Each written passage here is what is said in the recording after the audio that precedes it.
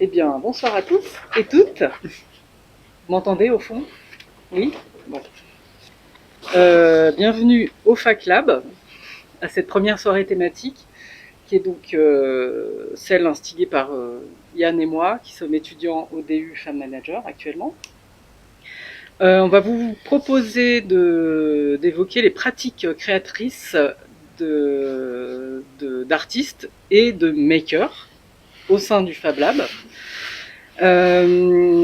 à travers leur transmission, leur partage, et on va vous interroger un peu sur vos rapports aux machines, vos modèles économiques,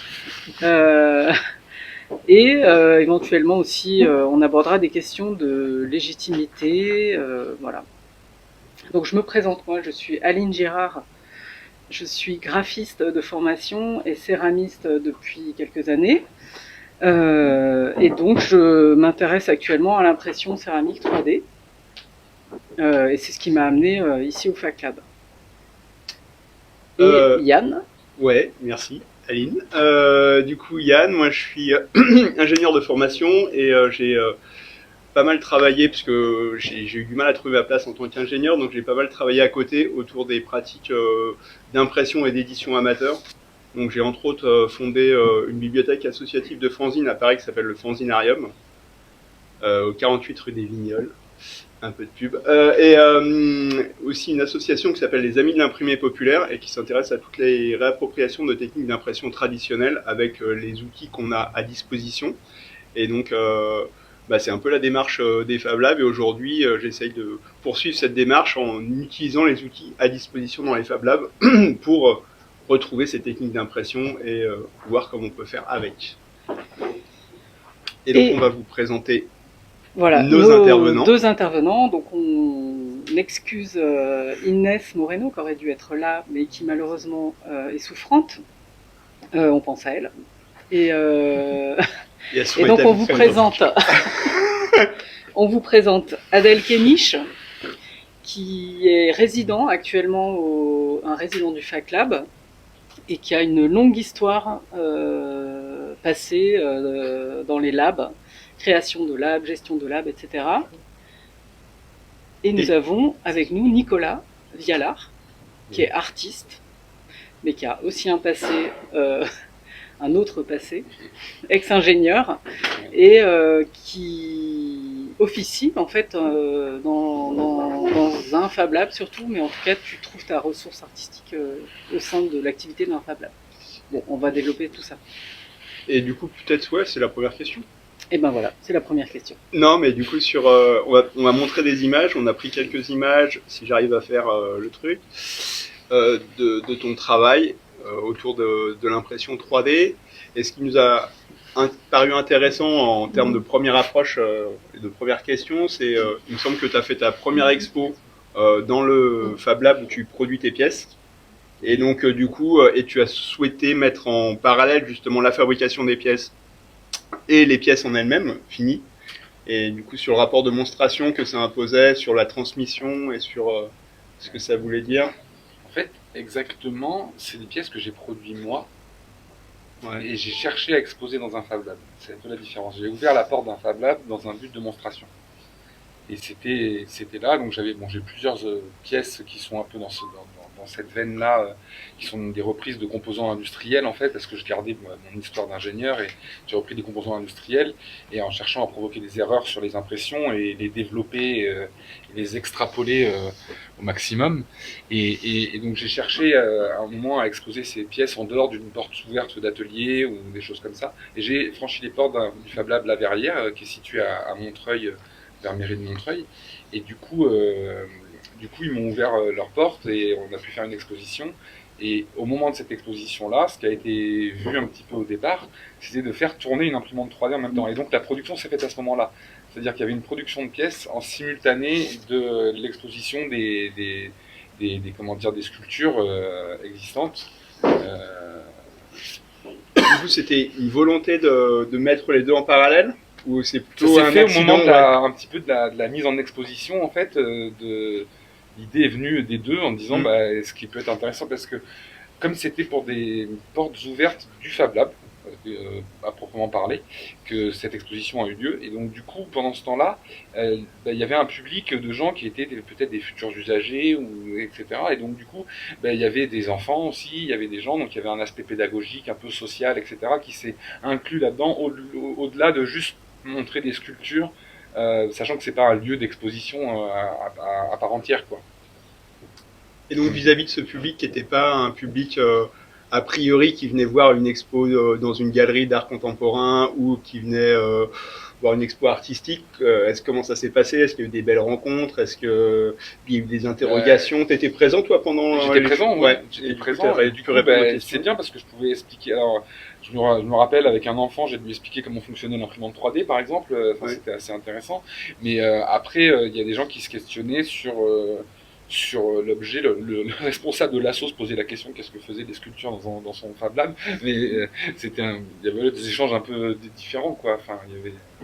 C'est une question qu'on voulait un peu te poser, c'était ton rapport à l'erreur, parce qu'en fait tu joues un petit peu là-dessus. Ouais, on le voit sur les images, ouais. C'est que tu pars d'un modèle qui est un peu mécanique et qui est normalement au niveau industriel qui doit être parfait et fonctionnel. En fait, tu joues sur l'impression, enfin sur les retombées en fait que peut avoir une impression défectueuse. En fait, ça a commencé, je vais vous expliquer la petite historique, mais en fait ça a commencé où je devais faire une pièce avec des pièces très fonctionnelles, c'était des modules, et ces modules ils s'assemblaient avec une pièce métallique, etc. Et j'ai fait une structure qui s'assemblait de plein de modules, et donc au moment où j'ai dessiné ces modules qui étaient des modules purement mécaniques, en fait je me suis rendu compte qu'il me fallait une imprimante 3D pour faire tout ça, déjà. Donc déjà, il a fallu ça. Et après, j'ai fait ça en impression 3D. Et je me suis rendu compte que là, après, au niveau assemblage, des contraintes mécaniques, etc., qu'on peut connaître, c'était extrêmement complexe. Et à un moment donné, j'ai vu que dans l'état de surface de ces pièces imprimées, il y avait des micro-erreurs, il y avait des choses qui... Et alors, en cherchant, on peut trouver comment les corriger par en modifiant les paramètres, etc. Et en fait, moi, je suis parti dans l'autre sens. Je me suis dit, ça crée des erreurs. Je vais plutôt modifier les paramètres, modifier le modèle 3D pour générer d'autres erreurs. Et je suis même allé comme on voit sur cette pièce-là, à le fait que le filament en fait n'est plus de portée. Donc du coup, je travaille contre la gravité carrément, c'est-à-dire que je me permets d'aller mettre de la matière là où elle ne peut pas s'imprimer, et donc du coup, elle produit des formes que la machine réalise et qui me surprend aussi parce que c'est la machine qui du coup vient me surprendre à la fin, la matière et la machine. Et donc Adèle, toi, donc la place. Moi, c'est tout l'inverse. Oui, voilà. Voilà, c'est là. Moi, j'ai les mêmes problématiques d'imperfection et je veux absolument les corriger. Je cherche à faire en sorte que tout soit parfaitement lisse. Donc toi, Adèle, ta pratique au Fab Lab actuellement, c'est quoi? C'est de faire de l'impression 3D céramique. Donc on les voit là. Et on voit des exemples qui sont pas parfaits. On voit les ratés. et actuellement, c'est ça, c'est de rechercher à... Après avoir passé des années à fabriquer des trucs, après avoir passé des années à aider les gens à fabriquer des trucs, c'est de prendre, j'ai pris 1 an là pour fabriquer des choses moi-même. Et donc j'avais envie de creuser la partie impression 3D et la partie céramique, parce que c'est des choses sur lesquelles je traîne depuis des années. Et donc là, je me suis un peu calé ces derniers mois sur l'imprimante 3D céramique. Ok. Et si on revient un petit peu sur ton parcours du coup, d'où tu viens? Dans le Moi, je viens d'ici à la base. L'univers des Fab Labs. Littéralement, mon premier job, ça a été ici. Ça a été au Fac Lab en 2014, en 2013. En 2013. Il y a 10 ans. Il y a 10 ans. Où je faisais le job de Fab Manager, comme Adrien ici. Et j'ai fait ça pendant 2-3 ans. Puis après, j'ai monté un lab à Saint-Denis, puis j'ai enchaîné à bosser à la Sorbonne, et puis ensuite je suis parti monter des labs pour des entreprises à la campagne vers Montluçon. Et maintenant je suis de retour et j'ai envie de fabriquer des choses moi-même. Voilà. Donc c'est un peu nouveau pour toi de... Et du coup, cette place de l'erreur et de l'apprentissage dans ton parcours, tu dis que tu as beaucoup accompagné des gens pour qu'ils fassent leur propre projet. Et comment ça s'est passé justement ce rapport à l'erreur, ce rapport à la transmission et tu disais que justement tu voulais pas que la pièce elle fasse ça et donc tu aidais les gens à ce qu'elle ne fasse pas ça. Et Comment ça s'est passé cette place de la transmission donc, C'est un peu un truc que j'ai appris ici. Il y a- process. Tout à fait. En venant ici, en fait, quand j'ai commencé à venir au Fac Lab, donc j'étais un utilisateur, et puis on n'était pas beaucoup, et quand la découpeuse laser tombait en panne, il fallait la réparer, et c'était la HPC, c'était pas la superbe Trotec à 40 000 euros, c'était une machine chinoise vendue par des Anglais, et quand on appelait le service en Angleterre, ils ne répondaient pas, quand on leur envoyait des mails, ils ne répondaient pas, donc il fallait mettre les mains dedans pour réparer. Et donc avec Olivier, qui s'occupait du Fab Lab à l'époque, on y mettait les mains et on cherchait à trouver les problèmes, on essayait de la réparer nous-mêmes. Et du coup, en fait, on se dit, finalement, l'échec, c'est pas très grave, quoi. Si ça marche pas et qu'il y a un problème, faut mettre les mains dedans pour le réparer. Et dans ce genre de lieu, on a un peu la position de, si on casse, c'est pas grave, tant qu'on cherche un peu à réparer, et c'est ce qui est cool. Donc j'ai pu, en tant qu'utilisateur, mettre les mains dans une machine alors que je savais pas comment elle marchait, pour essayer de la réparer, et en cherchant les problèmes, et en cherchant à les résoudre. Finalement, toi, Nicolas, c'est la même démarche, sauf que tu as essayé d'accentuer les problèmes, mais c'est ce même rapport décomplexé à la machine et à la capacité de jouer avec et de pas se poser. J'ai pas eu envie de lutter contre. Je me suis dit, ça me produit des erreurs. Au lieu de lutter contre, j'ai lutté pour. Et mais ça rejoint le rapport artistique du rapport à la matière, justement de jouer avec l'erreur, de la sublimer, de la mettre en valeur. Non. Il y a surtout un côté, c'est que il y a une part de surprise là-dedans. C'est-à-dire que si je maîtrise tous les paramètres pour faire une matière la plus parfaite, la plus lisse possible, je contrôle tout. Enfin, l'idée, c'est qu'il faut contrôler le maximum de choses pour pouvoir avoir le truc. Et moi, à l'inverse, je veux pas contrôler. C'est ce que je vous avais dit dans une présentation, je veux pas être soumis à la technique. Je viens de la technique, je suis ingénieur, j'ai fait mes études là-dedans, j'ai bossé 10 ans là-dedans, j'ai vécu dans la technique et donc du coup je suis parti aussi dans l'autre sens, quoi. À un moment donné j'en avais un peu marre. Mais du coup, en gros, je fais toujours de la technique en vrai. Toujours. Mais de pas me soumettre à ça en fait. Ouais, moi j'ai l'impression et que donc du coup je suis... À l'inverse, de laisser la machine faire, c'est se soumettre au truc. Genre, si tu la contrôles, c'est elle qui se soumet à ton usage. Oui, et après, tu peux te permettre de faire ce que tu veux. Disons que je suis d'accord avec elle, moi. Non, mais après l'erreur, c'est ce que tu as dit, tu as constaté qu'il y avait une erreur et tu as cherché à l'amplifier de manière à augmenter l'effet de surprise. Je crée des déformations sur des pièces fonctionnelles, principalement. Sur une série, j'avais fait. Des pièces fonctionnelles qui sont censées être des objets industriels, un réducteur de débit, ouais, des trucs. Et du coup, je lui crée des déformations plastiques en 3D. Et il va y avoir des déformations qui font pas forcément autant de choses que ça, mais j'ai des déformations, on va dire une modification de la matière qui part un petit peu un élan qui va pas au bon endroit, qui justement nous gênerait si on était un bon ingénieur, on voudrait en lisser tout ça, que ça soit bien droit, et etc. quoi. En fait, c'est un peu ça. Et donc c'est pour ça que j'ai cherché ça. Et en avançant dans ces recherches-là, plus je suis venu là-dedans, plus j'ai vu d'autres défauts qui sont apparus encore plus importants, et je les ai fait agrandir encore quoi. Et toi, Adèle, est-ce que, du coup, ce rapport un peu poétique à la machine, est-ce que ça te parle pas du tout ou... Non. Je veux que la machine, elle marche. On a déjà eu le débat d'ailleurs dans la salle céramique récemment où on me dit non mais en fait les pièces quand elles sont ratées, en fait elles peuvent être belles, machin. Et j'ai pas de problème avec ça, je suis d'accord, mais non, et du coup on me disait mais c'est ok si du coup il n'y a pas besoin de chercher à l'améliorer la machine, à régler les problèmes. Et ça me frustre parce que on peut faire des pièces qui sont belles ratées, mais c'est mieux si on maîtrise le process et après on peut s'amuser à chercher à trouver les problèmes et à s'amuser des erreurs, mais une fois qu'on a compris et qu'on a réussi à tout maîtriser. Après là on parle en céramique, c'est plus compliqué. Mais peut-être toi tu maîtrises de toute façon l'impression 3D PLA. En l'occurrence, mon imprimante 3D elle tombe aussi en panne et je suis aussi obligé de la réparer. Donc je suis pas obligé de faire de la technique dedans. Mais peut-être que c'est une bonne transition pour. Voilà, en parlant du coup de nos rapports aux machines, on va vous diffuser une petite vidéo de 11 minutes Et donc c'est l'interview d'un duo d'artistes qui se nomme Raffard et Roussel. Donc c'est un couple, donc c'est Mathilde Roussel et Mathieu Raffard, qui ont un cursus, enfin voilà, école d'art et aussi art et technique, puisqu'ils ont fait le DU Artec de Paris 8. Et donc ils ont une aventure avec une machine qui était leur imprimante Epson, qui est tombée en panne, et donc ils ont fabriqué une machine qui s'appelle la machine terrestrographique.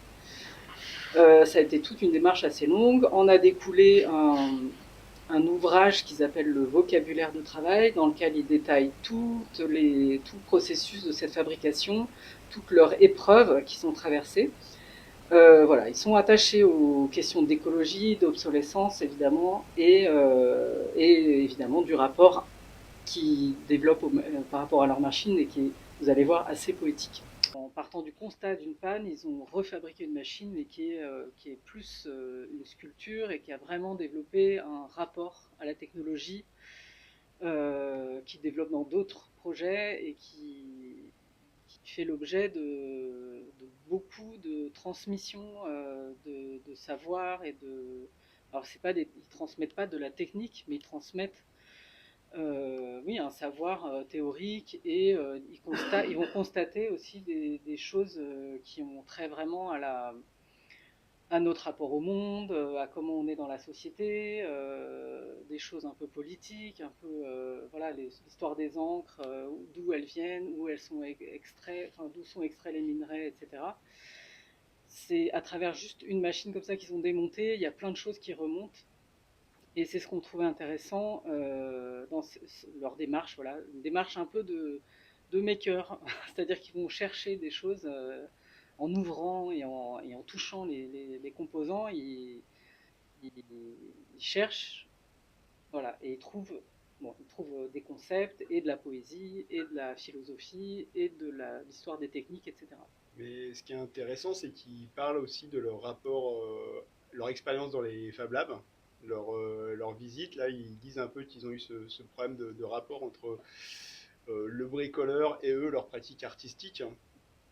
Et donc peut-être de façon un peu On a été, nous, un directe. peu surpris dans le sens où, De, enfin, ouais. moi qui ai découvert leur travail, je me disais, ils ont vraiment une démarche de maker et ils ont sûrement beaucoup d'affinités avec les Fab Labs.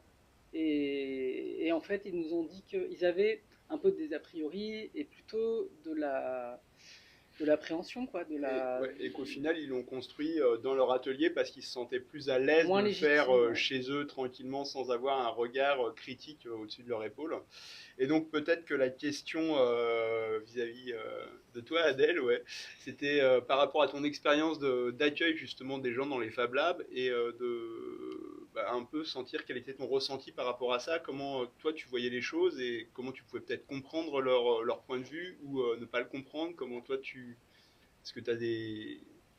Ça te fait penser à des choses, des histoires ou des trucs Euh... Hop, hop, hop. Je sais pas quoi te répondre. Moi, je me suis posé la question si toi, si t'avais rencontré toi, comment ça se serait passé en visitant un Fab Lab. On sait qu'ils ont visité L'Electrolab, ouais. l'Electrolab et d'autres labs, mais Vous avez visité un truc à New York aussi, je mm. me rappelle plus le nom. Okay. Mais Est-ce que tu as croisé beaucoup comme ça d'artistes qui arrivent avec des demandes un petit peu particulières qui sont pas celles d'efficacité ou de technicité ou de Bah, généralement, les gens, quand ils viennent dans ce genre de livre, font un peu ce qu'ils veulent. ouais. Donc, s'ils veulent pas être efficaces et pas être techniques, ils peuvent l'être. ils disent l'inverse justement. Ouais. Bah, si Parce eux que le veulent, eux le souhaitent. Eux, ils l'ont pas ressenti comme ça en tout cas. Oui, ça mais...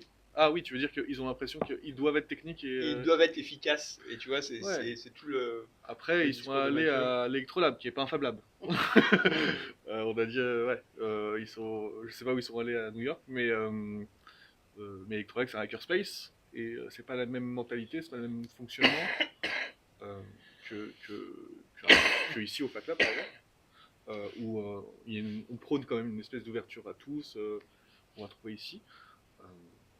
Je ne saurais pas trop trop quoi te dire sur ça. Et sur l'a priori du bricoleur génial qui fait des trucs de ouf, Ouais, non plus. Je sais pas, moi j'ai trouvé ça un peu élitiste dans leur vision du truc.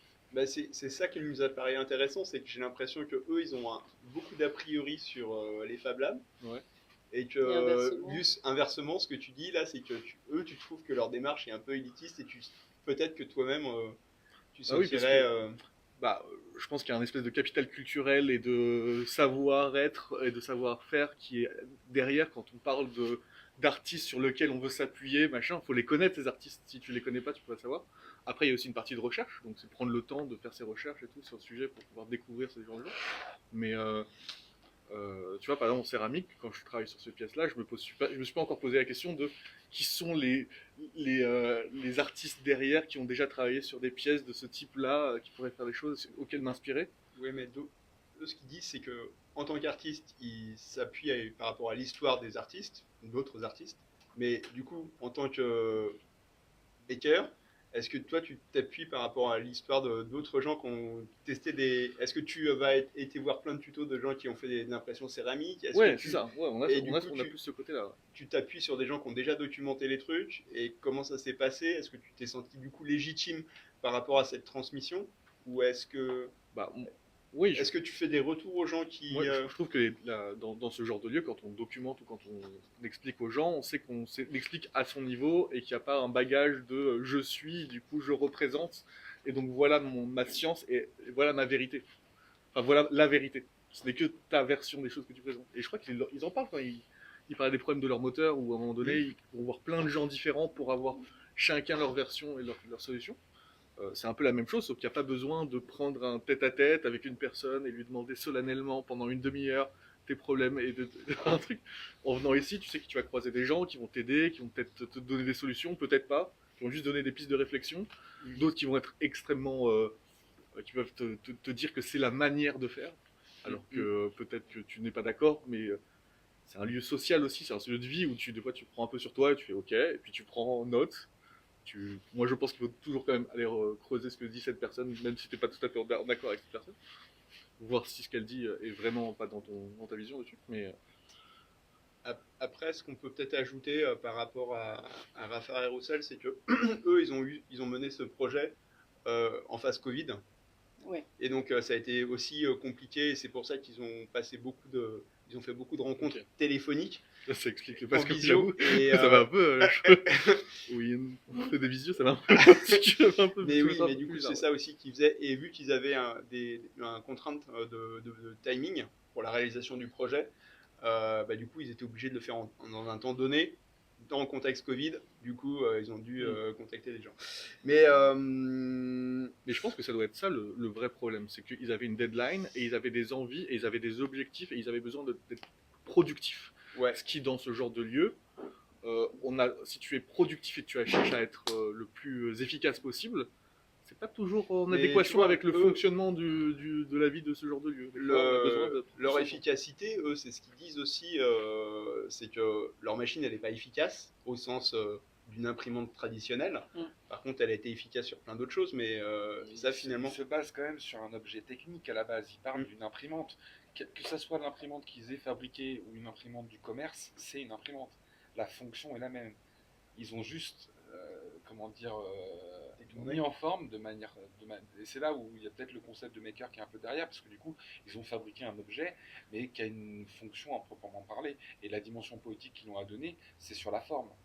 Ils ont donné une forme poétique à l'objet d'impression. En fait. Quand tu dis la forme, c'est la forme physique. La forme physique, parce que c'est une installation et que c'est une installation. Donc, en fait, on peut voir sur cette installation que toute la partie hardware est ouverte et pas cachée.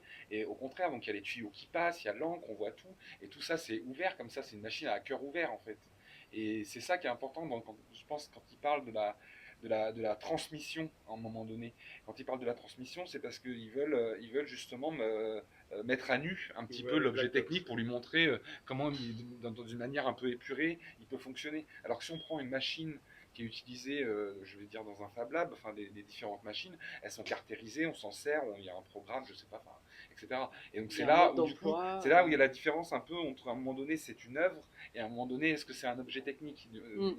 La frontière, elle est là. Elle est pas que dans l'histoire de l'art, parce que ça, je suis pas forcément d'accord totalement avec ça. Bah, Moi, pour avoir, enfin, comme j'assiste à des artistes aussi, et j'assiste à un duo d'artistes qui s'appelle Roberto Verde et Géraldine Pi, et qui sont aussi assistants avec moi de Anita Monero. Et en fait, je les assiste parce qu'eux, ils ont fait beaucoup d'installations très techniques, et du coup, moi, j'étais un peu l'ingénieur de la bande, et du coup, je les aidais à, comment dire, à faire des installations sur la partie électronique, mécanique. Enfin, Tu fais des machines qui marchent. et des machines qui marchent, ouais, je les aidais aussi, oui, bien sûr, il y en a. Et comment dire, et à chaque fois, en fait, eux, moi j'étais la personne qui consultait comme eux, ils consultaient des gens pour avoir des infos. Moi, je suis consulté comme ça de temps en temps, et bon, plus tard qu'il y a 2 jours. Mais comme ça, quand il y a une sculpture, là, ça parlait de vision, enfin bref.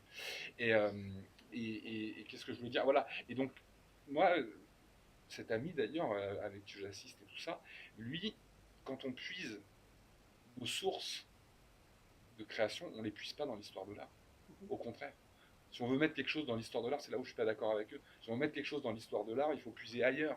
Parce que l'histoire de l'art, elle est déjà là. Ça sert à rien de puiser dans l'histoire de l'art. Moi, je puise dans l'histoire de la technique. Non, mais c'est ce qu'ils disent. Enfin, c'est ce qu'ils disent aussi, c'est qu'ils s'inscrivent dans l'histoire de l'art, dans l'histoire des artistes qui ont touché aux machines, qui ont fait des machines, qui se sont inspirés des machines, mais ils touchent beaucoup aussi.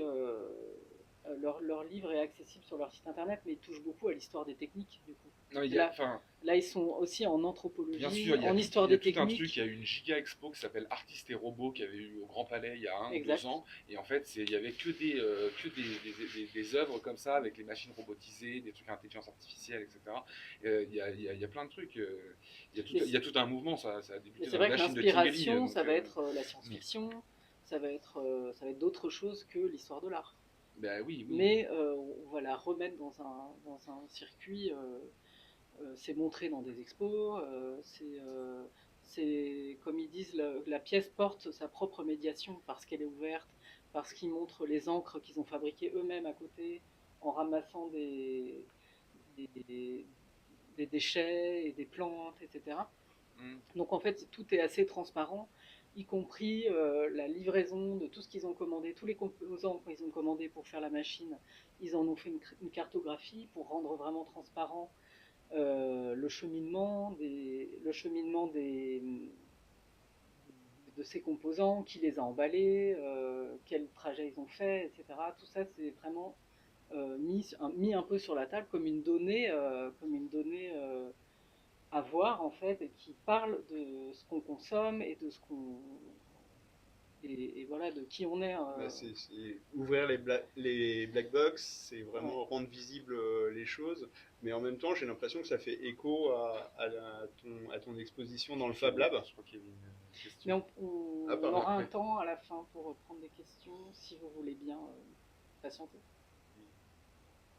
Pardon, alors tu me disais. Ouais, du coup, que ça faisait écho à ton expo et à ton travail avec ce rapport de rendre visible le processus. Oui. Et le deuxième point qui moi me paraissait intéressant, c'est que là, Raphaël Roussel, il parle de la poétique de leur machine parce qu'elle fonctionne pas bien. Et du coup, ce rapport à l'erreur qui va induire une poétique, j'ai l'impression que ça touchait aussi toi, ton travail. Parce qu'il y a vraiment cette poétique de l'erreur. Ça touche dans un truc très actuel, là, qu'on n'en a même jamais parlé encore. C'est que j'avais une imprimante 3D qui était tombée en panne. Cette imprimante 3D, je l'avais déjà réparée une première fois en soudant des composants. Donc du coup, je pouvais pas la réparer une seconde fois, donc elle était HS. J'ai dû me procurer une autre imprimante 3D d'occasion. Et la deuxième, je la reconvertis. Donc je suis obligé de racheter une carte électronique, je sais pas où, pour mettre un Linux CNC, machin, pour faire un truc, et je vais en faire un studio de cinéma. C'est-à-dire que je vais me brancher, je pourrais foutre mon téléphone dessus et faire une caméra et pouvoir filmer des impressions 3D et créer des films en fait à partir de ça.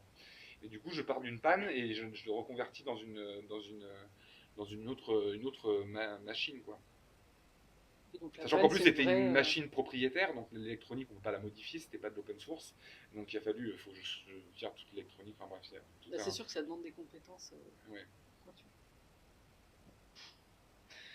Et du coup, Adèle, faire réagir sur ce bricolage des artistes. Bah, moi, j'ai l'impression, mais il y a 10 ans, les imprimantes 3D, elles imprimaient des pâtés moches et elles étaient faites en bois. Et d'ailleurs, la première imprimante que j'ai fabriquée, je l'ai fabriquée de toutes pièces. On avait juste des plans sur un wiki où c'était des RepRap. Donc, c'était des imprimantes qu'on fabriquait à partir d'autres pièces. Après, on devait imprimer ses propres pièces pour pouvoir imprimer son imprimante 3D. Et, euh, et donc, ouais, moi, des imprimantes qui marchent, c'est récent dans ma vision du truc. Vraiment, je passe mon temps à réparer des trucs et de temps en temps, la machine marche. Et en étant gérant des labs, on passe plus de temps à réparer des trucs qu'à les utiliser. Donc, ouais, ça me parle dans le sens où réutiliser les machines, refaire des trucs, modifier les cartes électroniques, ouais, ça me parle, j'aime bien cette idée. Mais oui, c'est vrai que de plus en plus, les machines sont de plus en plus fonctionnelles, et donc on a ce côté un peu, les machines sont carénées, t'appuies sur un bouton, et t'appuies sur Start et ça marche. Mais en vrai, vous êtes en train de faire le DU, vous avez vu qu'il y a plein de fois où vous faites les premières couches, elles marchent pas, elles impriment pas, en fait il y a quand même des connaissances techniques à avoir. Il y a quand même un côté, c'est-à-dire que je me retrouve avec une machine en panne, et cette machine en panne, j'ai pas envie de l'acheter, je vais pas la garder pour pièce dans mon truc, je me dis, bah, je peux lui donner une seconde vie, faut que je réinvestisse un petit peu, mais ça me permet d'avoir une machine fonctionnelle qui fait autre chose, et du coup, enfin voilà, il y a un côté écologique aussi oui. dans cette démarche, mais... Des questions croisées peut-être? Bah oui, vas-y. Amorce, parce que je suis perdue dans mes papiers. C'est vrai, mais moi aussi, c'est génial. Pourtant, il y a que 2 pages. Non, peut-être qu'effectivement, on a un petit peu préparé quand même avant, et du coup, on a réfléchi à des questions qui pouvaient intéresser nos différents intervenants. Et il y avait la première question sur les modèles économiques, tu l'as abordé en présentation. C'est vrai que c'est une question assez cruciale pour nous tous, savoir comment on peut acheter des pâtes. Et du coup, Le fromage. et le fromage, ouais, ça c'est vraiment parce qu'on a Ouais. le goût de luxe un peu. Et donc, on sait que les artistes c'est compliqué.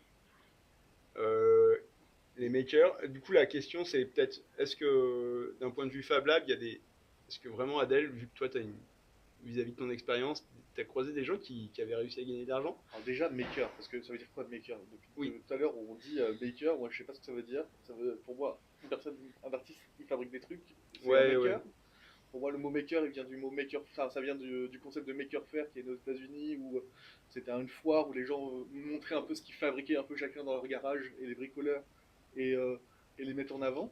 Et pour vendre ou Il y en a qui dans un vendaient. point, Non, dans un à la point de base, vue l'idée, c'est économique? vraiment le côté un peu foire, donc il y a un mix de gens qui vendent. Dans les États-Unis, donc les gens bien vendent des trucs. Mais c'est aussi juste montrer ce que chacun fabrique dans son coin, quoi. Et moi, j'ai l'impression que ce mot vient de là, à la base. C'est comme ça que moi, je l'interprète, en tout cas. Là, on l'a tous, on en parle depuis tout à l'heure, et je sais pas ce que c'est qu'un maker, moi, Ouais, alors En fait, moi, je posais cette question, j'avais évoqué cette question-là, parce que en fait, c'est pas tant la question du modèle économique, c'est pas de savoir comment on gagne de l'argent, c'est pas ça la question. En fait, la question, c'est que si on prend, il y avait un écrit qui avait été écrit il y a un petit moment qui s'appelait Les Nouveaux Territoires de l'Art. Et en fait, dans ces nouveaux territoires, on peut dire que les Fab Labs, ils font partie de ces lieux c'est-à-dire l'art, je sais pas moi, il y a les musées, il y a les galeries, il y a les centres d'art, et il y a d'autres endroits, tiers-lieux, ou je ne sais quoi. Enfin, et donc du coup, est-ce que, vu que, alors je suis pas à mon avis le seul artiste à me balader dans des Fab Labs pour faire 2-3 bricoles, même s'il y en a qui veulent y aller pas trop longtemps, mais ce que je veux dire, c'est que voilà, la question, c'est que si il y a une connexion qui se fait, parce que moi, en tout cas, elle a déjà eu lieu, donc ça existe, euh, dans la monstration, dans de la fabrication, ou ça peut être de l'expertise technique, ou je ne sais quoi. Est-ce qu'il n'y a pas un territoire de l'art aussi dans les Fab Labs? C'est-à-dire que c'est pas, ça peut, pourquoi il y a pas une expo d'art dans un Fab Lab? Enfin, c'est ça la question. Après, le modèle économique, bon, c'est pas tant de savoir si, parce que s'il y a une expo d'art dans un Fab Lab, potentiellement, oui, il y a peut-être un acheteur d'art, hein, j'en sais rien. Il y a peut-être, s'il y a une expo de maker, enfin, ou d'objets, là, tu fais des objets qui pourraient être des objets, des tasses, des choses en céramique, je sais pas, tout plein d'objets, etc. C'est des objets qui se vendent peut-être bien plus facilement d'ailleurs que des sculptures, mais c'était ça un peu la question. Mais du coup, est-ce qu'il n'y a pas aussi la possibilité que l'art soit peut-être plus présent dans les Fab Labs, et à la fois les Fab Labs peuvent être peut-être plus présents auprès des artistes. Enfin, je sais pas, il y a un truc qui fait que c'est un territoire, c'est un territoire un peu en friche, comme ça, à découvrir en fait. C'est ça un peu Bah, c'était ce que vraiment je voulais soulever, l'objet quoi. de la table soirée. ronde, ouais. C'était pas de opposer les artistes, les makers, même si on va pas ni définir l'artiste, ni définir le maker ce soir. Mais oui, enfin, moi j'aime bien ce que tu proposes en tout cas comme pont, c'est-à-dire ici, enfin, j'ai déjà rencontré des artistes et effectivement, il y en a qui viennent faire soit leur production, soit leur système d'accroche. La dernière fois, c'était ça. Et puis, du coup, il y a des ponts qui se créent. Après, il y a l'idée, il y a la question de la monstration, et je trouve ça très intéressant que toi, tu aies décidé de faire une expo dans le Fab Lab. Est-ce que vous pouvez définir monstration? Parce que depuis tout à l'heure, Monstration, c'est exposition, une exposition. C'est montrer quand tu son montres, travail lors d'une exposition, quoi. c'est pas des monstres. Non, parce que démonstration, ok. Démonstration, je l'avais pas. Ouais, monstration, c'est montrer. La monstration. Donc, c'est vrai que c'est. Et je voulais du coup que tu nous parles de ton projet qui s'appelle, que j'ai oublié, qui Codename. sort là. Ouais. C'est un jeu de société qui marche super bien. Ah ouais. Le Codename, et J'ai pas voulu lui donner du de nom, coup, je l'ai appelé nom de projet. ouais, voilà. Nom de code. Qui concerne, enfin qui sort du coup et d'un espace d'exposition et du Fab Lab parce que c'est un Bien. objet qui transite. C'est un peu hybride, ouais. C'est-à-dire que c'est un projet où j'ai fait une sculpture. J'ai imprimé une pièce en 3D. Donc, je sais pas si tu l'as en. Bah, c'est Si. ce que je C'est La- ça, la on verte, montrait là. tout à l'heure. Ah, la verte. Ouais, Pardon. là. Alors, du En coup, fait, je il y a vais plusieurs réouvrir ça. occurrences de la même Et pièce. je croyais qu'on avait un petit film, mais non. On l'a pas celui-là. Pardon. Et pourquoi là Non, c'est moi qui patauge dans le dans le truc. Voilà, on va y arriver. La verte. La verte. Et en fait, alors ça, à la base, c'est un modèle 3D. Alors là, j'ai pas pris un composant industriel, j'ai pris une usine carrément, une usine complète. Et donc je l'ai transformé, etc. Et je me suis dit, c'est intéressant parce que là, ce qui se passait au niveau du filament fondu, refroidi, était assez intéressant. Et j'ai décidé de l'imprimer plusieurs fois. Donc, et je veux pas le faire tout seul. C'est-à-dire qu'en gros, c'est ce qui m'a permis un peu de m'ouvrir à me connecter à d'autres Fab Labs, au réseau français des Fab Labs, etc. Enfin, je me suis un peu connecté à tout ça, en me disant que moi, je donne le modèle 3D, il est open source, entre guillemets, c'est une sculpture open source. Je la donne, et l'idée, c'est que chaque Fab Lab puisse l'imprimer et me la prendre en photo. Et moi, après, je vais juste, mais je vais pas faire un montage de Spielberg, hein. Je vais juste faire une cartographie, en fait, de toutes les différentes impressions du même modèle 3D. Parce que, hein, j'ai fait cette taille-là. Et la taille, c'est en fonction, enfin, on peut la calibrer selon le temps d'impression, quoi. Il n'y a pas. Et En fait, tu donnes. c'est une imprimante de bureau, hein. J'ai travaillé le grand format avec une société qui s'appelle Poulp, qui m'imprime des imprimantes de grand format où je fais les impressions 3D d'environ 1 mètre de haut. Mais là, c'est du desktop.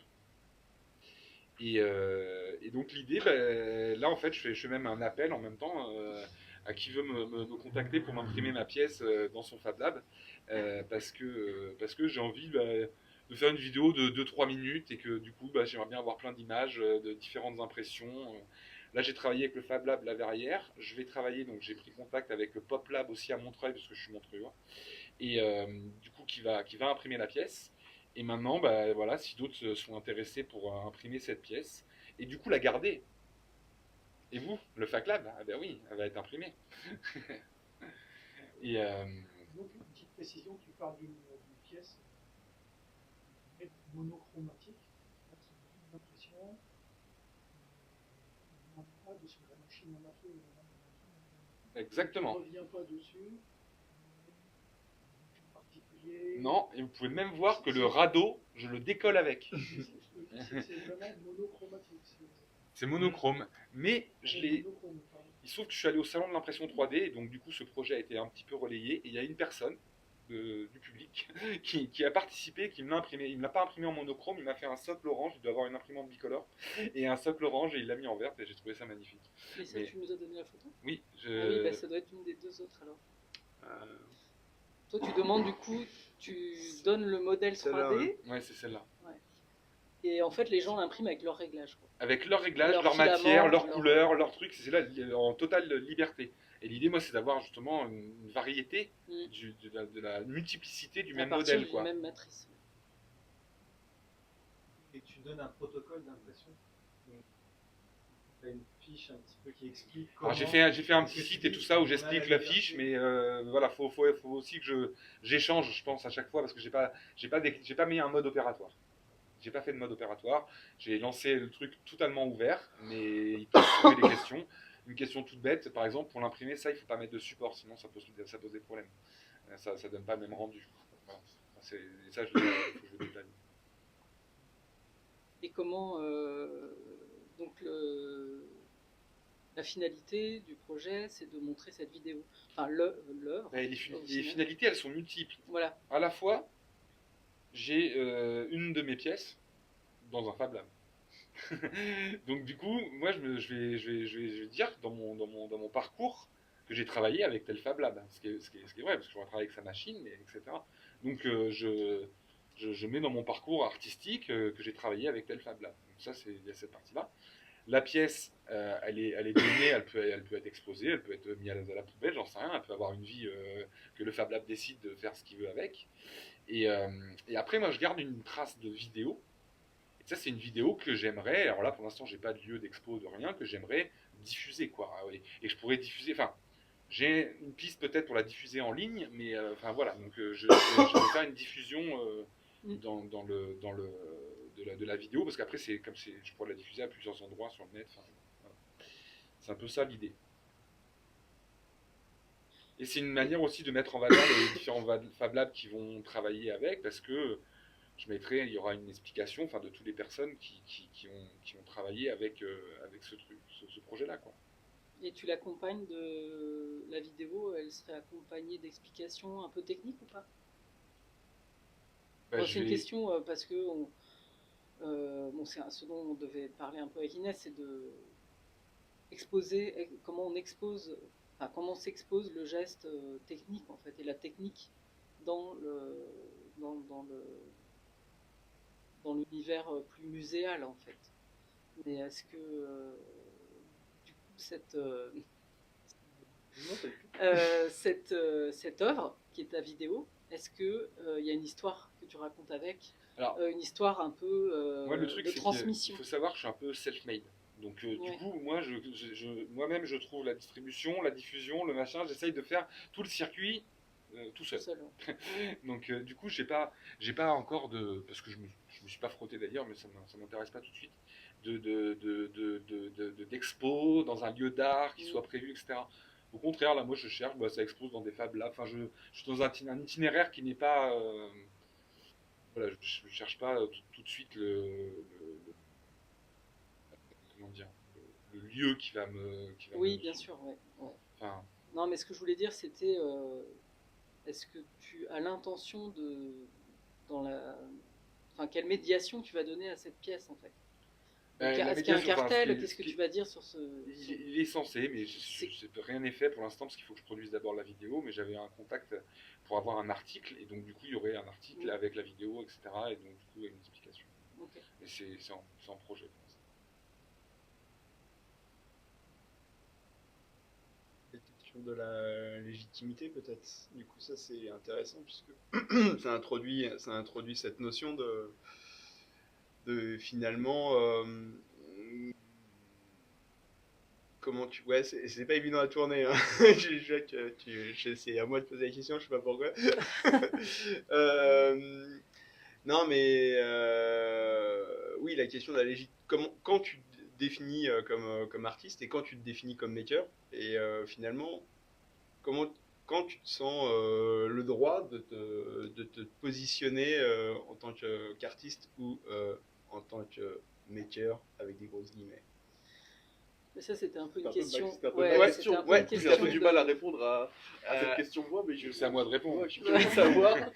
Non, À quel moment tu décides que tu te présentes en tant qu'artiste Bah, moi, le truc, c'est que, comme j'avais expliqué, que j'ai une première vie d'ingénieur, ce boulot-là, je l'ai laissé pour faire de l'art. Après, ça m'a amené à commencer à construire des choses, mais au début, c'est de l'expérimentation. Et au fur et à mesure de cette expérimentation-là, j'ai dégagé un geste. Ce geste-là qui commence à se répéter, qui commence à prendre forme, etc.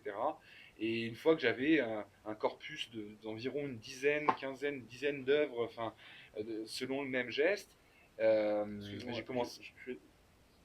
j'y connais rien, du coup je vais poser des questions qui sont basiques, mais c'est quoi un geste? Parce que pour Ouais. moi un geste c'est pas ça, c'est pas fabriquer un objet. Du coup qu'est-ce que tu définis par un geste? Mais un geste, c'est-à-dire que c'est, ben, je disais, je parlais de mode opératoire, c'est-à-dire que pour faire ces pièces-là, j'ai une succession d'opérations, et ces successions d'opérations-là, elles me conviennent, je me sens bien dedans, je les répète, je produis des effets qui me conviennent, etc. Et j'ai des allers-retours qui sont comme ça, un petit peu. Alors que dans une expérimentation, un peu quand j'étais un peu, il y a 5 6 ans, enfin un peu plus tôt dans ma démarche, j'allais à droite, à gauche, j'étais un peu plus perdu. Et donc là, je me suis centré un peu autour d'un geste que j'ai construit, etc. Dans lequel je me sens à l'aise dedans, quoi. Après, c'est un point déjà qui permet de dire que du coup, parce qu'un artiste c'est faire œuvre aussi, donc à un moment donné, c'est faire œuvre, c'est ça. Et, euh, et du coup, ça dégage du sens. Donc c'est de pouvoir y dégager du sens, y dégager une mythologie aussi autour de ça, qui correspond à tout ça. Euh, et il y a ça. Après, moi, j'ai quand même, bon, je travaille aussi avec des artistes. Je disais Roberto Verde, Géraldine Pi, Anita Molinero, qui est une grande artiste où j'ai fait des montages de ses expos au musée d'art moderne, etc. Donc je suis déjà inscrit un petit peu dans une famille artistique qui existe. Donc j'ai ce genre de choses qui. Mais après, on peut pas s'auto-proclamer non plus. Enfin, c'est-à-dire que c'est toujours un processus, en fait. C'est toujours en cheminement. Je suis artiste de ça, mais peut-être que demain je serai artiste d'autre chose, ou peut-être que je serai pas artiste d'autre chose. Enfin, j'en sais rien. Je sais pas. C'est un cheminement, quoi. Ça peut s'arrêter, bouger du jour au lendemain. C'est interne. Ouais, mais c'est plus enfin, la question que je me pose, c'est à quel moment tu te sens déjà, enfin, tu te sens artiste dans le sens où c'est pas un mot que tu le dis en souriant et un sourire en coin en disant oui je suis artiste, et en l'assumant tu vois en te disant mais pleinement je suis Non, artiste. je pense que Il y a cette clairement, question là et il y avait la question de comment à quel moment tu te perçois, t'es perçu en tant qu'artiste. À quel moment tu te dis ok là a priori les gens me perçoivent vraiment en tant qu'artiste et je suis artiste. je pense qu'il y a un truc tout bête, c'est quand j'avais produit assez de pièces dans lesquelles j'avais envie de les garder, et que ces pièces-là, j'étais capable de me rédiger un propre portfolio, me faire un site internet, me faire un truc qui soit qui représente mon travail et que je puisse l'assumer totalement. En fait, c'est une histoire d'assumer, c'est-à-dire qu'il faut assumer son Ouais, bien travail. sûr. Il y a des gens, ça, ils peuvent trouver ça complètement moche et dégueulasse, et au contraire, ça me fait plaisir. Mais, Pour moi c'est une pièce ratée ça. parce qu'au moins, il y a Il y a pas de ça fait Ouais, pas mais méchant, hein, ça crée, sûrement, mais moi, c'est une pièce ça crée une ratée. émotion quand même, Ouais. c'est ça qui est intéressant. Mais c'est- J'ai enfin, envie qu'on règle les réglages et qu'elle marche là, parce qu'il y a un souci, parce que tu vas trop vite. Et voilà. Non, mais Adèle, tu avais eu une jolie formule, c'était qu'il fallait une panoplie d'outils culturels. Tu avais dit ça texto quand on en a parlé une première fois, et je trouve que c'est assez vrai. C'est que pour avoir le cran finalement de prendre cette posture dans la société, d'être un artiste, il faut effectivement il faut un bagage culturel que tout le monde n'a pas, et Raphaël et Roussel ils en parlent aussi, c'est que tu peux pas arriver comme ça en montrant tout et n'importe quoi. Il faut vraiment l'amener en fait, enfin, selon l'endroit où tu te poses, selon à qui tu t'adresses, etc. Et tu peux pas être enfin, je comprends complètement ce doute que tu as et cet intérêt pour enfin, où tu vas chercher ta légitimité, d'où ça vient, quoi. Ça descend. Ça arrive comme ça. Et, Non, non, non. et je pense qu'il faut Après, une il y a il faut la une- recherche théorique, il y a toujours de la recherche théorique Oui. autour, quoi. Mm. Donc, je suis beaucoup inspiré de la philosophie de la technique. J'ai lu des auteurs qui étaient à la fois pro-technique et à la fois ceux qui sont contre, et justement sur l'aspect néfaste de la technique, et de croiser un peu ces deux hypothèses. Enfin, j'ai des choses que j'ai faites de mon côté. Mais dans la philosophie de la technique, moi je suis allé voir, je suis pas allé voir dans de... Après, oui, l'anthropologie, il y a toujours des textes, mais c'est pas, j'ai pas approfondi le truc. L'histoire de l'art aussi. L'histoire de l'art, on s'inscrit forcément en fait, il n'y a pas besoin de... Oui, mais quand tu parles de Anita Molinero, Qui fait quoi parce que voilà. je la connais pas. Juste donne un exemple de ces pièces. Moi, j'ai vu l'expo au Musée d'Art Moderne. Ouais, j'ai pas transmis C'est l'image assez impressionnant. Mais comment dire, elle travaille principalement le plastique fondu, donc en fait, elle est l'ancêtre de l'impression 3D, parce que l'impression 3D c'est du plastique fondu. Ouais. Et elle fait du plastique fondu, mais plutôt avec un geste de chauffer comment dire, au chalumeau. Ouais. Et elle a travaillé principalement, plein d'autres pièces, mais elle a travaillé beaucoup sur les poubelles, et donc des grosses poubelles de couleurs vives et qui sont déformées, etc. Elle a travaillé pas mal ça, enfin, c'est un exemple, hein, elle a Ouais. une quantité d'œuvres derrière elle assez impressionnante, mais Donc elle fait fondre du plastique, mais elle recycle pas pour autant. c'est vraiment c'est de l'art plastique. Hein, Oh là là là là. Oh merci Aline. voilà. Et moi, ce que je trouve intéressant, c'est de mettre ça en parallèle avec ce que disent Raphaël et Roussel sur leur absence de légitimité à se définir comme bricoleur, en fait. Bricoleur. Et du coup, je sais Adèle que tu n'aimes pas ce terme de maker, mais il y a aussi cette notion de se dire à un moment, je suis légitime à être présent dans un lab, je suis légitime à utiliser des machines. Dans les Fab Labs, il y a des parcours de formation sur chaque machine pour te dire, tu as le tampon, tu as le droit d'utiliser. Je suis pas d'accord. Le parcours de formation que tu fais dans toutes les machines, tu les as fait. Est-ce que tu te sens légitime à utiliser la Non. machine? Tu te sens. Et Elle, ben voilà. elle t'apprend à travailler en sécurité et de pas casser la machine. C'est tout ce qu'on te donne comme info. Ben oui, mais En du coup, 2 heures de temps sur une découpeuse laser à 40 000 euros, franchement, je trouve que c'est très gentil les gens dans des labs. Mais Bon, oui. voilà, là tu peux l'utiliser. Fais pas ça, utilise pas ça sinon tu crames tout. Utilise pas ça sinon tu fais du gaz moutarde. Et fais pas ça sinon tu te blesses quoi. Globalement, on te donne ça et on te dit, vas-y. Et on te prend pas par la main, on te laisse Ouais, faire, mais quoi. du coup, c'est pas simple de se sentir légitime à utiliser la machine. Et du coup, il y a aussi cette question-là. Parce que moi, c'est l'inverse. Je me dis qu'au contraire, on te dit, il y a pas de. On te donne le minimum pour te dire, vas-y, go, il n'y a pas de risque, on te jugera pas, tu peux échouer. Et échoue, c'est le process d'apprentissage dans ce genre de lieu. Si tu fais du Et gaz puis- moutarde, c'est problématique. Mm. Même. Oui, mais C'est c'est pour ça que arrivé t'as fait la hier, formation. pas plus tard C'est pour ça qu'hier qu'on à fait la la formation avant. Ouais. Oui, le Et gars on t'a qui l'a dit, fait on ne met hier, pas il a de fait la matière formation avec et du il a chlore découpé du... Ouais, mais bon, si le gars est mauvais, il est mauvais. Non, parce qu'il a récupéré un bout de plastique Ouais. qu'il a trouvé je sais pas où. Il a mal sourcé. en fait. Il dit- l'a mis dans la machine et voilà. Là, on rentre dans un cas particulier. Donc, la règle de est-ce on ramène du plastique de n'importe où? Est-ce que le lab t'autorise à utiliser n'importe quel plastique? Quelles sont les règles d'usage du lab? Tu vois, c'est ce genre de choses. Mais techniquement, on t'apprend lors de la formation à attention, mais pas de matériaux chlorés dans la machine. Donc, normalement, tu le sais, ce genre de choses. On te donne, si la formation est peut-être un peu plus avancée, on te donne des tips pour pouvoir savoir si le matériau est chloré ou pas. Mais normalement, on te donne le minimum pour que tu puisses travailler en autonomie et en sécurité. Ouais, mais du coup, ouais, je suis désolé d'insister, mais tu vois, typiquement Je suis pas d'accord, je sais que t'as avec en ton fait, affirmation, j'ai peut-être un début merci, début Nicolas. pas de réponse ou de je sais pas quoi, mais par exemple, je pense à des projets. En fait, Rafa et Roussel, contrairement à un maker, ils donnent pas le mode opératoire pour qu'on puisse fabriquer leur machine. Non. Non mais c'est vrai. C'est-à-dire que je me dis s'ils étaient plus makers par exemple, ils ont construit, donc ils ont pensé, construit, choisi des matériaux, des composants, des trucs, paramétré, programmé, tout ce qu'on veut. Leur machine, elle fonctionne, pas vite, mais elle fonctionne.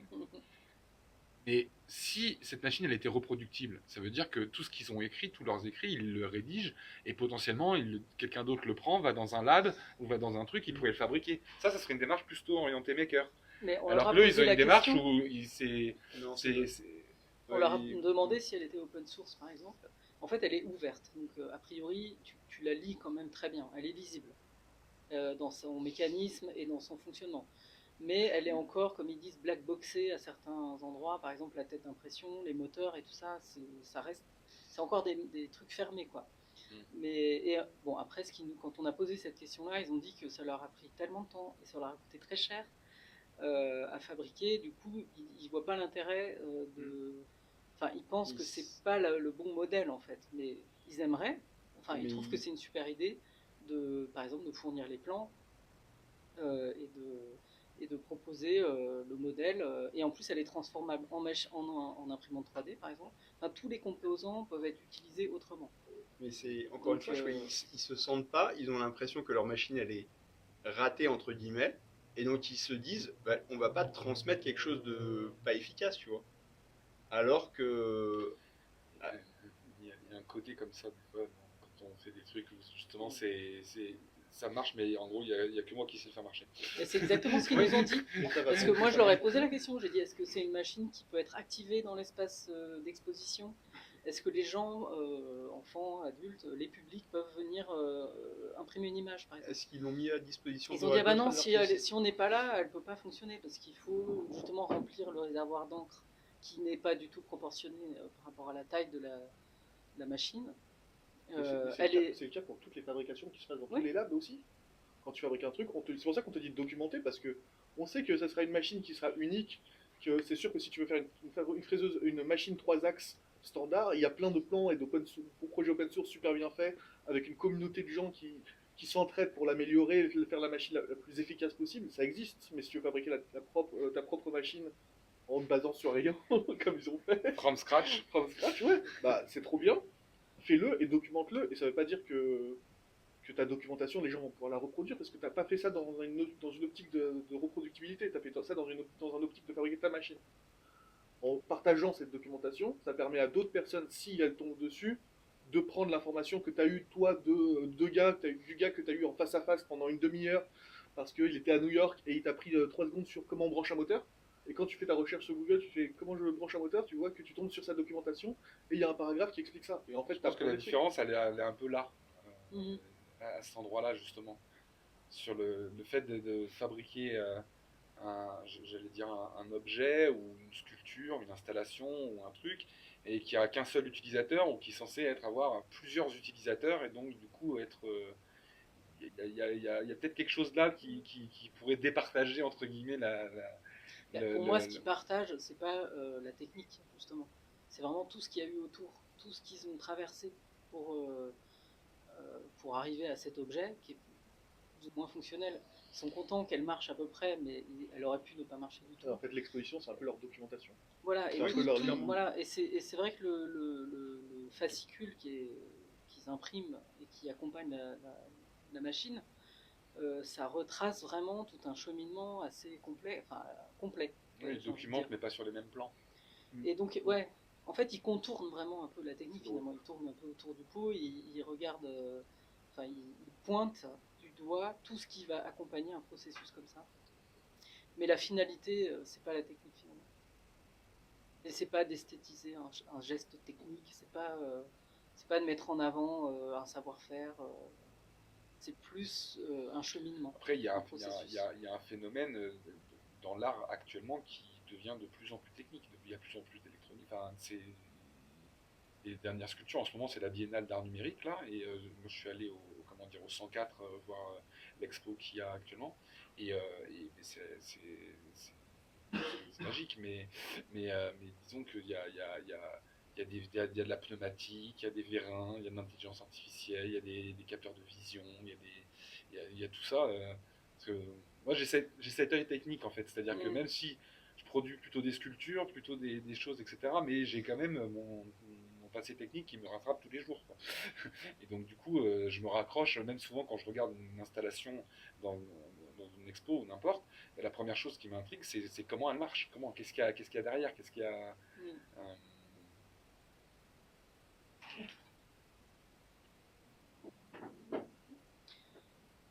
Très bien. Peut-être qu'on passe aux questions dans la salle, si des gens qui ont envie de réagir à tout ce qu'on a dit. C'était une pensée qui m'est traversée.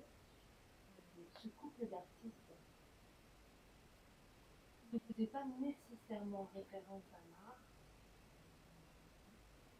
C'est intéressant qu'ils aient parlé de Calder, cette boule qu'ils ont découvert sur cette machine à écrire ancienne. Moi, je fais la recherche dessus, parce que ça m'intéresse de savoir Calder, comment il a utilisé cette boule pour faire le mouvement de ses sculptures. Pourquoi elle se voit pas? Alors, je pense pas qu'il ait utilisé la boule en question. Non, c'est C'est pas la le. boule. Non, il a utilisé ce qu'ils ont appelé le Wiffle Tree, donc c'est un arbre qui rééquilibre des charges. Ouais. Alors je pense que la machine à écrire en tant que telle, alors là je suis pas une spécialiste non plus, mais la machine en tant que telle, elle va... C'est la boule. Ouais, mais en fait la boule elle contient les lettres et elle vient frapper le papier. Mais du coup je connais pas le lien entre la boule en tant que telle, qui est assez belle, et cette histoire d'équilibre et de Wiffle Tree, et qu'on voit pas. Donc, qui n'est pas explicité là, mais c'était pas l'objet de la vidéo, mais C'est pour ça il qu'il faut- parlait de cette ouais, eux, ce qu'ils montrent dans leurs pièces qui concernent vraiment ce principe-là, c'est comme ça ressemble au mobile, quoi. T'as une suspension et c'est subdivisé, et les subdivisions vont rééquilibrer une charge. Voilà. Et donc c'est ce qu'a fait Calder. Enfin, c'est un principe qu'a repris Calder. C'est ce que j'ai compris. Ouais, moi aussi. Je voulais peut-être. Ouais, on va pas remontrer les photos dans la vidéo. Je sais pas, est-ce qu'il y a d'autres questions? Non, moi je trouve ça super intéressant là, ce que tu disais, Nicolas, sur la tentative un peu de faire fabriquer des pièces dans des Fab Labs. Il y a un côté un peu recherche finalement de passer dans d'autres canaux de diffusion de l'art. Enfin, j'ai l'impression qu'il y a un peu ça. C'est ça. Même si après tu dis que tu veux en faire une vidéo, donc j'ai l'impression que tu as envie de justifier un petit peu derrière les choses, derrière ça, en disant je vais quand même en faire une vidéo, je vais quand même faire quelque chose moi-même. Alors qu'en fait, moi je trouve que c'est fait. Enfin, tu vois, alors peut-être qu'après tu n'as pas eu le temps de tout développer, ou j'ai pas forcément tout bien saisi. Mais je trouve que c'est hyper intéressant de se dire que finalement, tu n'as pas besoin de produire toi-même les pièces chez toi. En fait, c'est pour ça aussi que je posais la question du protocole, d'envoyer une sorte de protocole, un fichier et des réglages, ou alors des non-réglages, en tout cas des instructions, pour que ce soit après imprimé dans les différents Fab Labs. Et je trouve ça hyper intéressant de se dire que finalement, les espaces de collection et les espaces de visibilité en fait, de ton travail vont être non pas des galeries, non pas des musées, centres d'art, etc., mais des Fab Labs. Pour ce projet-là, en tout cas, oui, c'est l'idée, ouais. Et du coup, ce qui m'interroge, c'est qu'est-ce que tu trouves d'intéressant finalement à montrer de production. Qu'est-ce qu'il y a comme différence, en quoi c'est plus intéressant de montrer ce travail-là dans un Fab Lab que dans une galerie, par exemple? Est-ce que pour l'instant, je vais dire techniquement, ce avec quoi je travaille, je suis très proche des Fab Labs. Je travaille l'impression 3D, je travaille des Raspberry, je travaille de l'Arduino, je travaille que des trucs qui sont faits dans des Fab Labs. Donc j'ai une affinité technique, même si j'ai pas le temps matériel d'aller me balader un peu partout et d'aller voir les différents Fab Labs, rencontrer les gens et tout ça. Je sais pas, ça va être compliqué. C'est pour ça que je le fais un peu numériquement, mais du coup j'ai des affinités techniques, et parce que c'est aussi un Fab Lab qui m'a ouvert la porte à une expo publique un peu pour la première fois, donc je suis un peu reconnaissant même du Fab Lab La Verrière pour ça, et du coup j'ai eu un peu, je me suis dit mais attends, j'ai déjà franchi une fois une porte, est-ce que je pourrais pas m'étendre un peu plus avec les Fab Labs et créer des liens aussi, des liens. Complètement. Sachant que dans les Fab Labs, il y a des espaces d'exposition. Enfin, regarde, on a tous J'ai dans vu, tous les ouais. Fab Labs, il y a des espaces de vitrines pour dire, voilà, en général, c'est plutôt pour montrer les différentes techniques ou alors les différents projets qui ont été développés. Mais je trouve ça hyper intéressant d'investir ça en tant qu'artiste, d'investir ces espaces d'exposition qui, en fait, on les voit pas trop comme ça, mais c'est le cas. Non, pas encore. Non, pas encore. Moi, j'ai encore un boulot à côté, je fais de l'art, voilà. Mais la question aussi, c'est la question du public aussi, dans l'exposition. En quoi le public des Fab Labs, des makers qui vont passer dans le coin, peut être intéressant.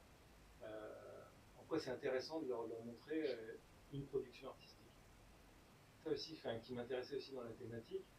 Et, et Bah, enfin, voilà, c'est qu'est-ce que qu'est-ce qu'on fait. De toute façon, c'était toute la grande question, hein, mais qu'est-ce que ça modifie en fait dans le regard, en fait, le fait que ce soit un videomaker par rapport à ton œuvre, quoi. bah, si un jour elle a une dans un Fab Lab, j'aimerais bien être une petite souris pour savoir ce que se dit la personne qui la regarde, la pièce. Mais, mais, mais bah, Après, je pense que en fait, Adèle, t'as un peu donné la réponse dedans. Il y a des émotions très fortes. C'est pas réglé, ça marche pas cette machine, machin, c'est des émotions très fortes. Du coup, je me dis, ça c'est intéressant aussi comme émotion, quoi, sur un objet, une sculpture. C'est un retour. Mais à la fois, on pourrait dire aussi à l'inverse, c'est comment tu as fait pour avoir des réglages pour obtenir ça. Enfin, moi, c'est plutôt ça les questions que je me pose, quoi. Alors en fait, si tu J'aimerais sais bien pas que c'est pouvoir le intentionnel, reproduire. si tu sais pas que c'est intentionnel, tu peux pas te poser la question. Enfin, je sais pas si c'est exposé, si c'est il y a toujours quelque chose de volontaire dans l'art. Enfin, Non, parce que c'est dans ma tête, quand tu volontaire parlais de montrer d'exposer, quelque chose qui est- je pensais que tu voulais dire exposer ici, comme parmi tant d'autres choses qui est montré au lab, pas dans le cadre d'une exposition Ouais. intentionnelle avec toutes les autres pièces, tu vois. Ouais. Et là, vous êtes arrivé de faire ça aussi. Jean Piedot, par exemple. Une artiste qui vient travaille la d'être céramique. Que des trucs qui sont cassés ou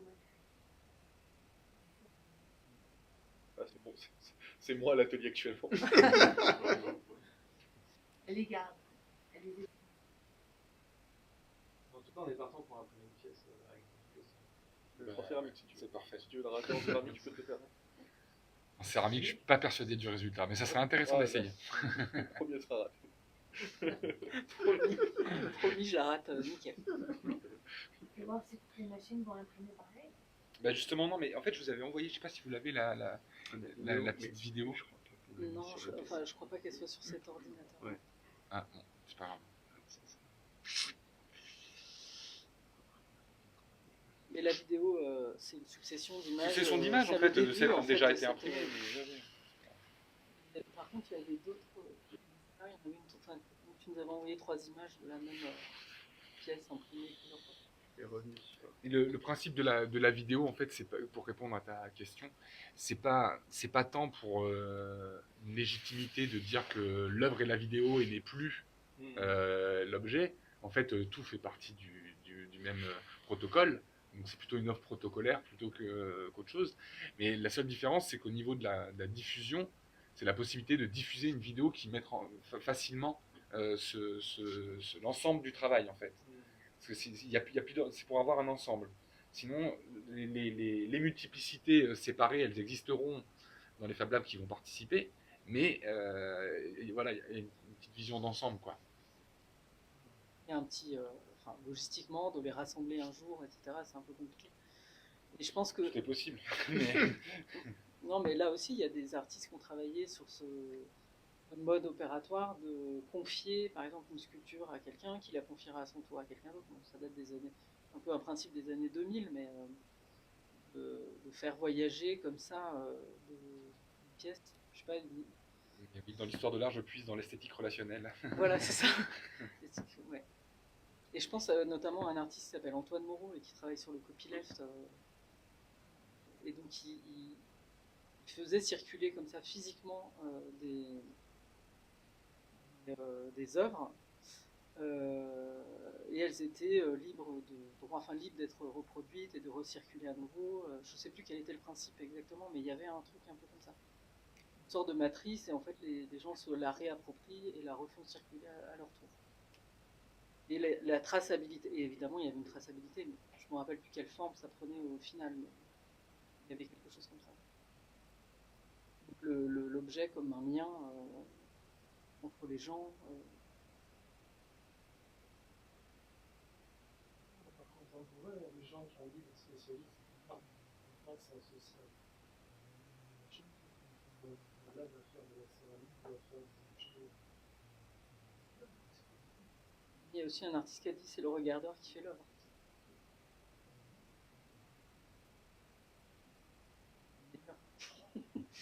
surtout là que le parcours de l'un comme de l'autre, c'est le ressenti dans la réalisation. Et là, on voit aussi que la ligne est très ténue entre tu fais de l'art ou pas, c'est ton pèlerinage à toi, de ton ressenti, dans ton aventure et ta recherche. Et je trouve que ça se voit très fort avec vos deux témoignages qui semblent ne pas être les mêmes, mais qui en fait ont beaucoup de choses en commun. Oui, rajouter. Après, moi, Dans le maker. je voulais revenir justement là-dessus par rapport à la légitimité et tous les problèmes qu'on a de justement des gens qui n'ont pas osé venir. Donc, par exemple, là, les artistes n'ont pas osé venir parce qu'ils avaient peur de. C'est peut-être en essayant de trouver, de nommer les gens qui viennent comme artistes, artisans, makers ou quoi que ce soit, que ça ne fonctionne pas. Parce qu'on les met dans des cases. Et que par exemple, si on dit mon Fab Lab est plein d'artisans, les makers, quelque part, dans un truc, je dirais plus usagé en fait. Fab Lab, parce que. Contributeur, si on dit il y a plein d'artistes qui viennent, un ingénieur va peut-être pas oser venir parce qu'il dit bah, moi j'ai la technique, mais j'ai pas créatif, donc je vais au contrario, s'il y a plein d'ingénieurs, les artistes vont pas forcément venir. En fait, plus dire que c'est juste des usagers, qu'on fait tous des choses, peu importe ce qu'on ait fait après. Et si le principe c'est d'être dans la technique ou pas, le principe d'un Fab Lab c'est juste venir et faire. En fait, il n'y a pas besoin de dire est-ce que je suis artiste, enfin pour la suite, ok. Mais sur le fait de venir, pour moi, il n'y a pas besoin de se définir comme quelque chose ou quelque chose d'autre. Non, mais Et ça, c'est, je pense, ouais. ce qui fait qu'on a peur de venir des temps. Ce que je voulais dire tout à l'heure, c'est qu'en fait, l'ensemble des usagers d'un Fab Lab n'est pas la même personne. C'est pas un ensemble uniforme. Et heureusement qu'il y a plein de gens différents qui viennent. Et c'est ça la richesse du truc. On a volontairement un peu fait un titre un peu accrocheur et un peu à l'emporte-pièce. Mais évidemment que c'est à nuancer et que évidemment les artistes s'inspirent des techniques, mais vont s'inspirer aussi en ce moment beaucoup de l'artisanat. C'est un peu des choses dont on aurait pu développer plus. Mais voilà, mais je trouvais que vos deux exemples, ils sont parlants parce qu'il y a cette idée de l'erreur, de se tromper, et que c'est une source d'inspiration. Voilà. Et Adèle,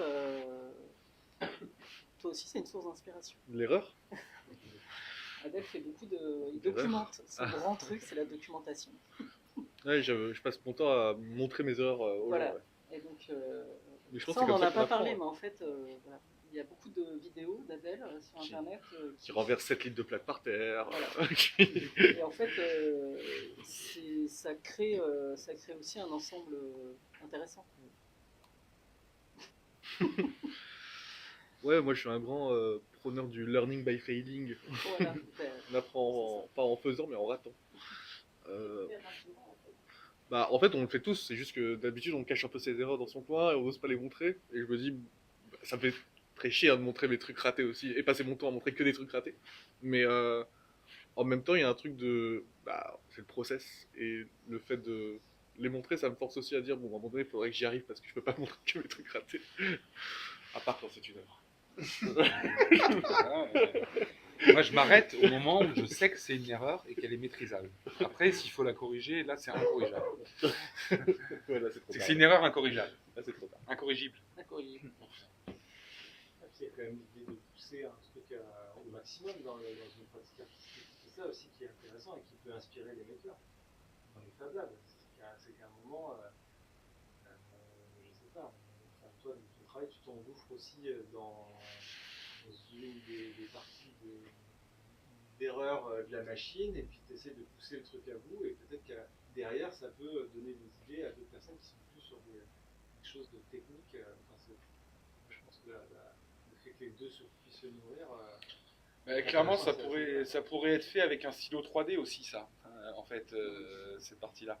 Et là, pour le coup, c'est la machine seule qui fait ça. Enfin, seule, avec une impulsion.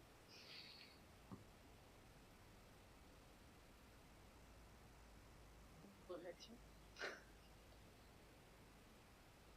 Un artiste qui m'a invité ici, là tout à l'heure parce qu'il faisait des mouchoirs, il fait une exposition demain.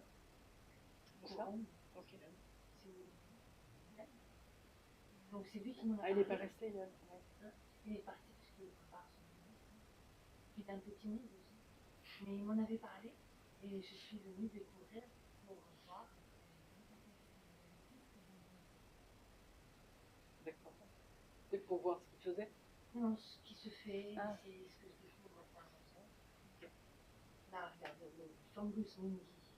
Alors, le premier truc qui m'avait épaté, il gardait toutes les choses ici avant, toutes les choses qui étaient fabriquées ici, et après vendues, des jeux de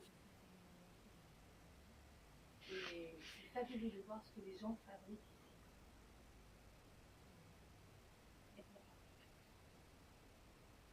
Ok. Même découvert qu'on peut pas travailler, imaginer ça. Bah, tant mieux. Ouais. C'est tout le but de ce genre de lieu. Exactement. C'est un beau mot de la fin. Du coup, on vous invite Merci dans. tous les deux, ouais. Merci, tout à fait. Merci Et on- à vous. Et de nous on, avoir invités.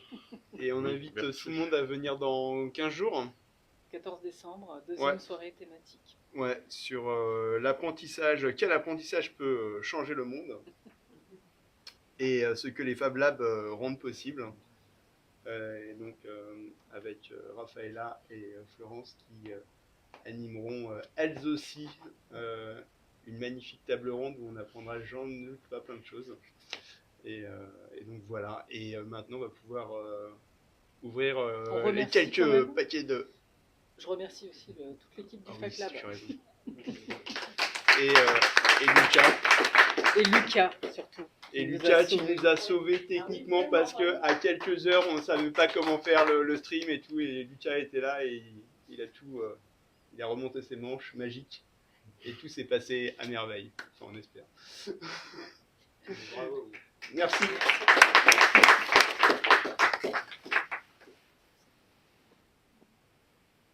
Et donc on va Voilà, c'est ça.